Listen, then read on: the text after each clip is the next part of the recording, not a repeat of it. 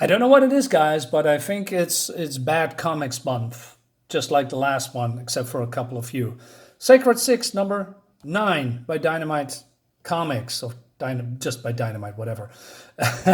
I just, this is not good, and it has chronological problems as well. I'm going to show you. First of all, we go back to the 16th century with Nyx driving in a Prius, in the 16th century with a kid, and then she arrives at I don't know, a farmer or something, and he basically says, "Hey, you need to take care of the kid because I have to move on." But then this guy says, "What happened to your horses? And what is that strange wagon?"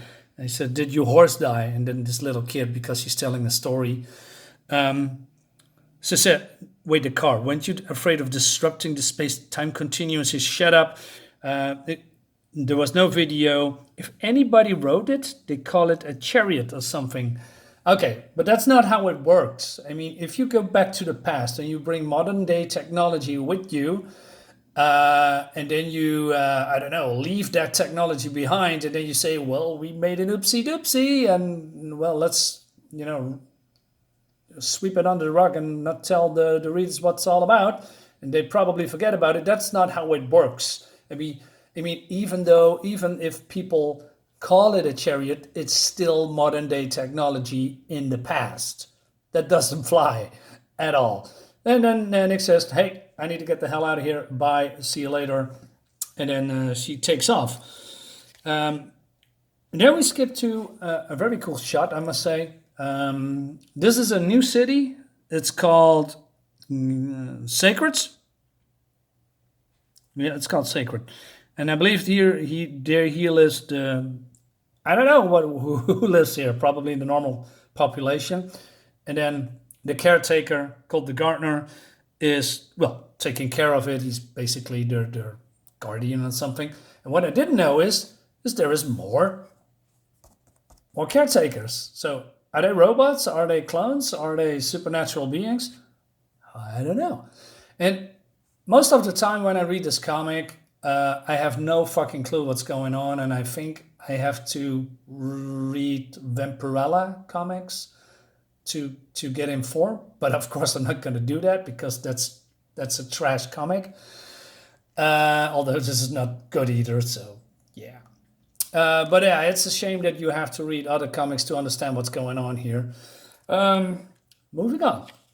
So, oh yeah, okay. This is speaking of chronological order. Okay, I'm going to show you something. So we see here Vampirella at the morgue, and the writers or whoever is in charge say, "Hey, let's do her a semi-sexy pose." But where is a butt crack? I mean, if you're doing a naked girl, just go all out. I don't have to see the genitals or something. I don't care about that. But just, I mean, every human, even undead humans, has a butt crack.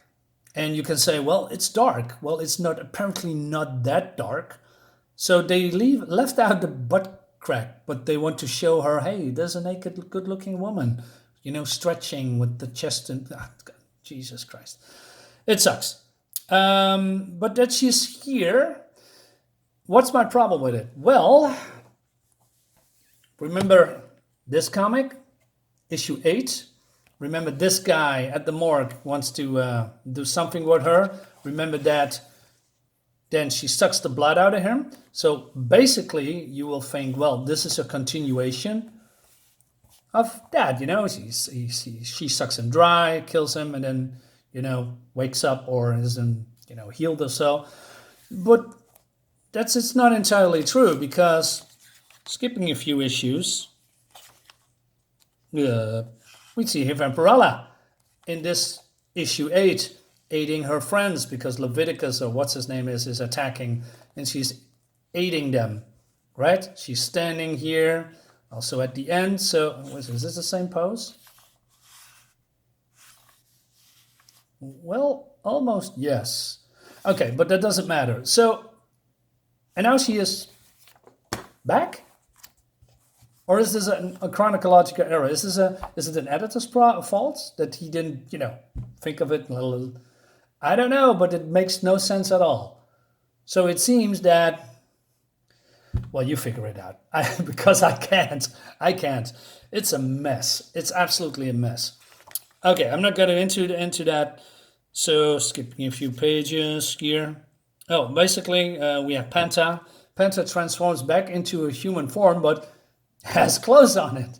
That's not how it works. I mean, if you are a anthropomorphic being or a weird creature and you change back to human form, your clothes does not come automatically with it. That's not how it works. You're naked, because if you're transforming now, like say in a panther or a werewolf, your clothes is getting ripped off. It's been turned to shred. I mean, haven't you seen Hulk? I mean, he has been through a whole thousands of wardrobes and clothes in his all years. It doesn't, change his clothes back when he transforms. I don't know why I even has to explain that. But hey, it happens here. And so, yeah, Leviticus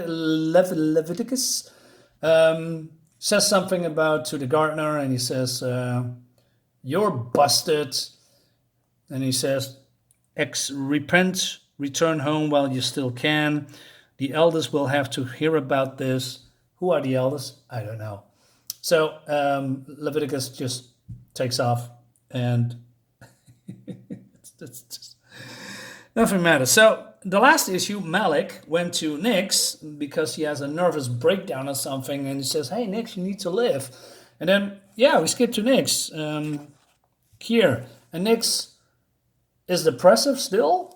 So she's flying into space for whatever reason, and the writer explains again how Nyx was created and where she came from. But we already knew that because it was established in all of the previous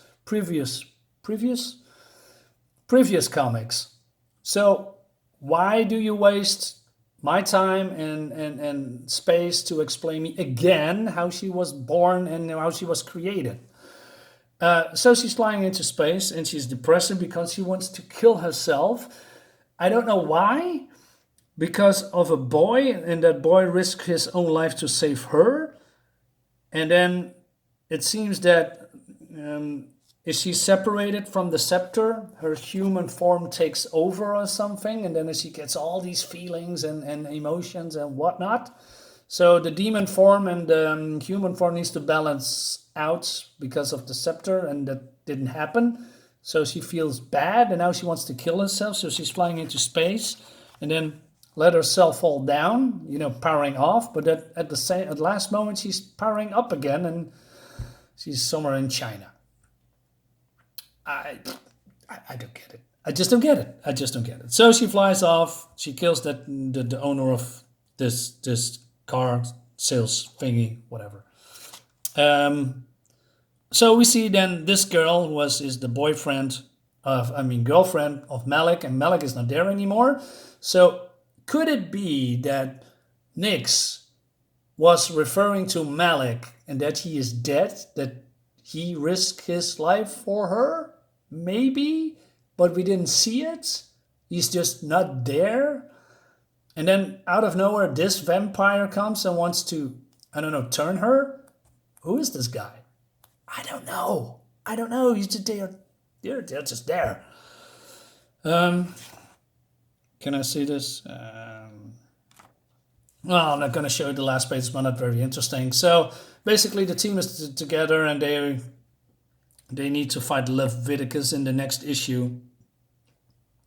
And that's that. That's the issue. So basically, there is nothing here that drives the story forward. Well, maybe a little bit, but it's more like a filler. We establish things that we already been told in the last issue. So, but that more, it's just more like an expansion of the same thing. This comic didn't do anything for me because it raises more and more and more questions without answering them. So I don't get it. Well, I love the cover, by the way. And also this Red Sonja cover looks great. Yeah, I love the old style thing here. Not this one. So, this is bad. I don't know. It doesn't drive anything forward. There's no story that is significant or explained. There's only more questions and more questions. I probably gonna quit this comic too. Depends how long it's gonna go. If this is a 12 issues, well, I'm gonna complete it and that's it. But if this is an ongoing series, then I'm gonna quit because it doesn't make any sense. And the weird, how do you say, chronological order with Vampirella. What? That's a big mistake, man. Is there no editor? Who is the editor? Matt Edelson. Fix your shit, Matt. Okay, guys, that's it. Thanks for watching. See you next time.